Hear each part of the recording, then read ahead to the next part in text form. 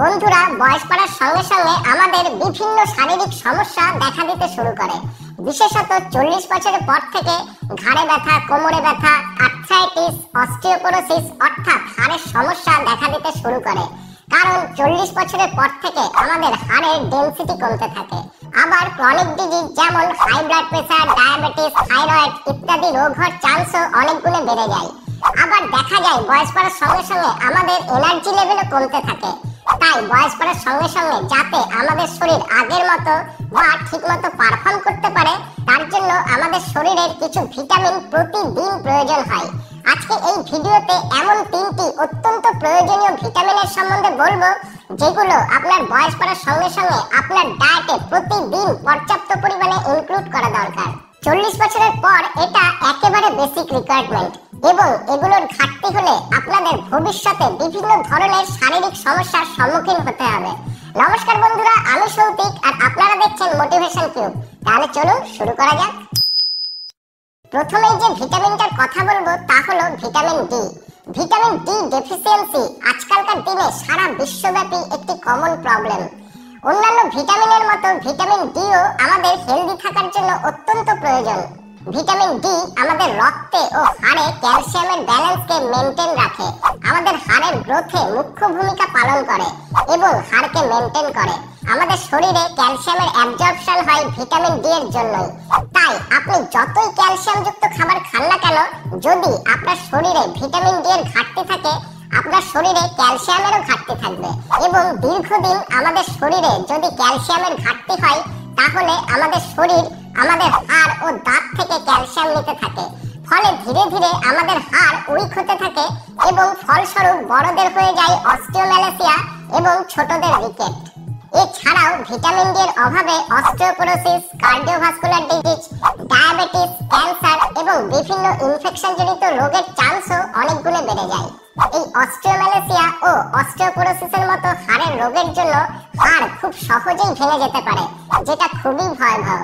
আবার ক্যালসিয়ামের অভাবে মাসল উইক হয়ে যায়, টায়ার্ড লাগে, ডিপ্রেশন হতে পারে। এছাড়াও ভিটামিন ডি আমাদের ইমিউন সিস্টেমকে স্ট্রং রাখে, শরীরের প্রদাহ কমায়, সেলের গ্রোথ প্রসেস, নিউরোমাসকুলার প্রসেস ও গ্লুকোজ মেটাবলিজম প্রসেসে সাহায্য করে। তাই ভিটামিন ডি একটি অত্যন্ত প্রয়োজনীয় ভিটামিন। কিন্তু ভারতের পপুলেশনের 70 থেকে 100% লোক এই ভিটামিন ডি ডেফিসিয়েন্সিতে ভুগছেন।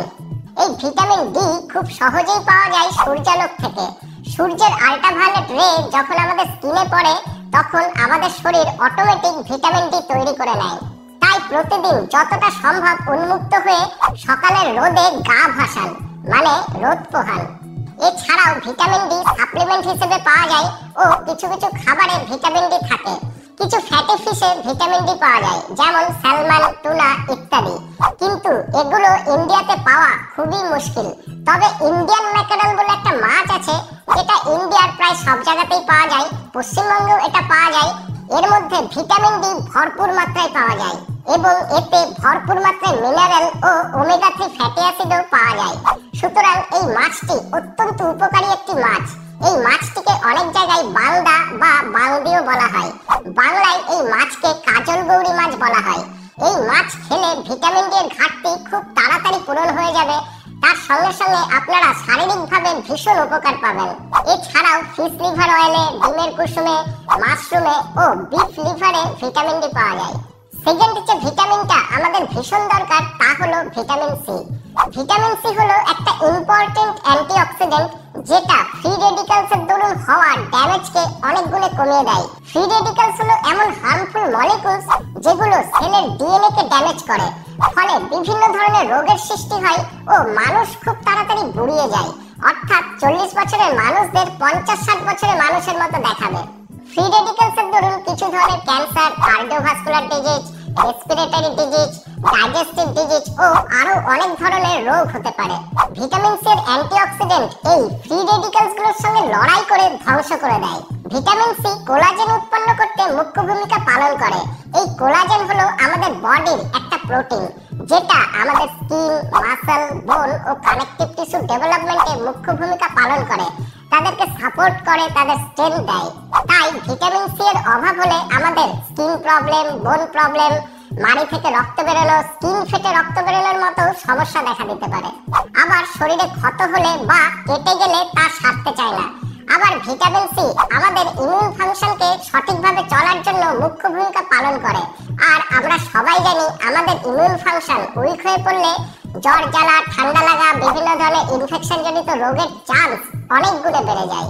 এছাড়াও ভিটামিন সির অভাবে দুর্বল লাগা, মাসল ও কানেকটিভ টিস্যুর উইকনেস দেখা দিতে পারে। তাই আমরা বুঝলাম যে ভিটামিন সি আমাদের শরীরের জন্য কতটা ইম্পর্টেন্ট। কিন্তু এই ভিটামিন সি আমরা পাবো কোত্থেকে?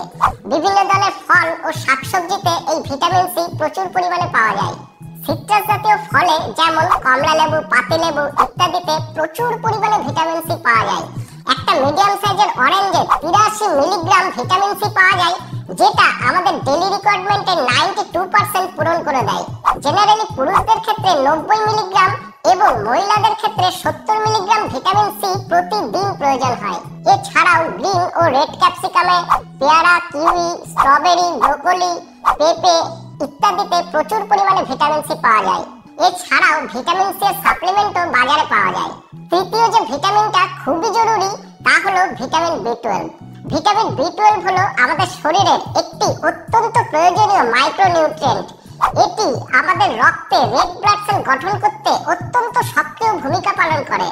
আমাদের শরীরে প্রতিদিন 1% রেড ব্লাড সেল ডিস্ট্রয় হয়ে যায়, আর সেই জায়গা পূরণ হয় নতুন 1% রেড ব্লাড সেল গঠন হয়ে। তাহলে ভিটামিন বি12 এর ঘাটতি হলে এই নতুন রেড ব্লাড সেল গঠন হবে না, ফলে আমাদের শরীরে রক্তের অভাব হবে এবং ভিটামিন বি12 জনিত অ্যানিমিয়া দেখা দেবে।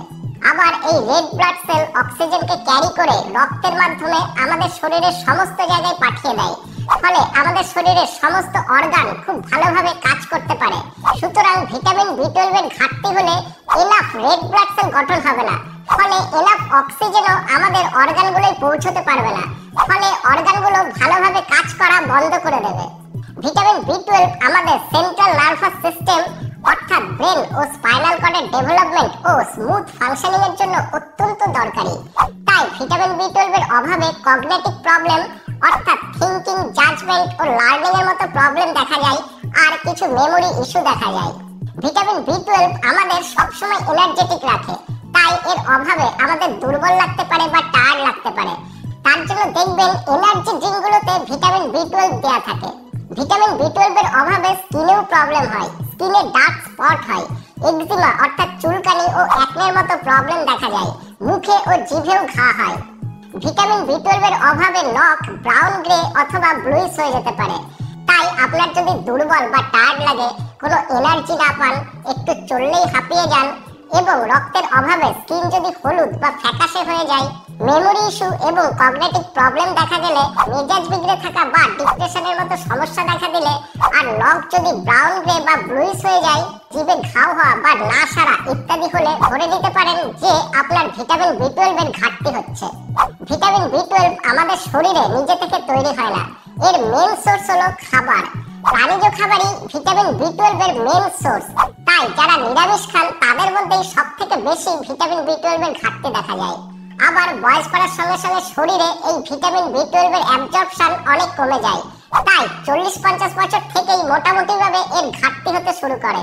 রেড মিট অর্থাৎ খাসি, ভেড়া ও গরুর মাংসে প্রচুর পরিমাণে ভিটামিন বি12 পাওয়া যায়, বিশেষত তাদের অর্গান মিটে অর্থাৎ তাদের লিভার ও কিডনির মাংসে। 100 গ্রাম ভেড়ার লিভারের মাংসে আমাদের প্রতিদিনের প্রয়োজনের প্রায় 3571 গুণ বেশি ভিটামিন বি12 পাওয়া যায়।